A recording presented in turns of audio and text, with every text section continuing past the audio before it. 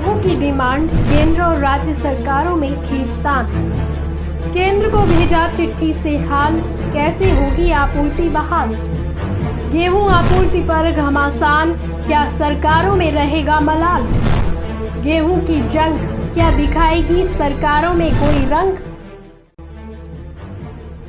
संघीय ढांचे का लोकतंत्र कमाल का होता है।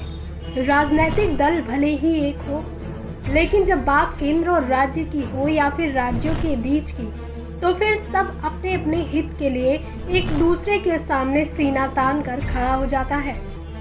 बीजेपी भी अभी इसी दौर से गुजर रही है। उसकी केंद्र में सरकार है और कई राज्यों में भी। इनमें गुजरात, यूपी और एमपी भी शामिल है।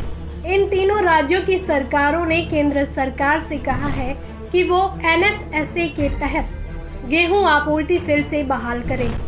इन तीनों बीजेपी शासित राज्यों ने उस वक्त गेहूं की मांग की जब केंद्र सरकार 1 अक्टूबर और मार्च 2023 के लिए तय अनिवार्य भंडारण स्तर तक पहुंचने के संघर्ष में जुटी है। केंद्र सरकार ने गेहूं की खरीद में रिकॉर्ड गिरावट के मद्देनजर 14 मई को राष्ट्रीय खाद्य सुरक्षा कानून के तहत 10 राज्यों को गेहूं आवंटन में करीब 40% तक की कटौती कर दी। इनमें गुजरात, यूपी और एमपी भी शामिल हैं। तब केंद्र ने कहा कि इन राज्य सरकारों से सहमति के आधार पर फैसला लिया गया है ताकि भंडारण की कमी पूरी हो सके। केंद्र सरकार के लिए राज्यों की मांग पूरी कर पाना लगभग असंभव है, क्योंकि 1 अक्टूबर को एफसीआई के पास बम्पर स्टॉक से सिर्फ 12 लाख टन गेहूं ज़्यादा था।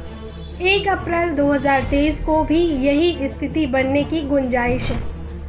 आपको बता दें कि मध्य प्रदेश की शिवराज सिंह चौहान सरकार ने पिछले महीने केंद्रीय खाद्य मंत्रालय को चिट्ठी लिखकर गेहूं का पूरा कोटा फिर से देने की मांग की। चिट्ठी में दलील दी गई है कि प्रदेश के मुख्य आहार के लिए ये महत्वपूर्ण है। यूपी और गुजरात की सरकारों ने भी केंद्रीय मंत्री पीयूष गोयल की अध्यक्षता में आयोजित खाद्य मंत्रियों के सम्मेलन में इसी तरह की मांग उठाई। गुजरात के खाद्य मंत्री नरेश भाई पटेल ने कहा, सौराष्ट्र और उत्तरी गुजरात जैसे इलाकों में लोग चावल से ज़्यादा गेहूं पसंद करते हैं।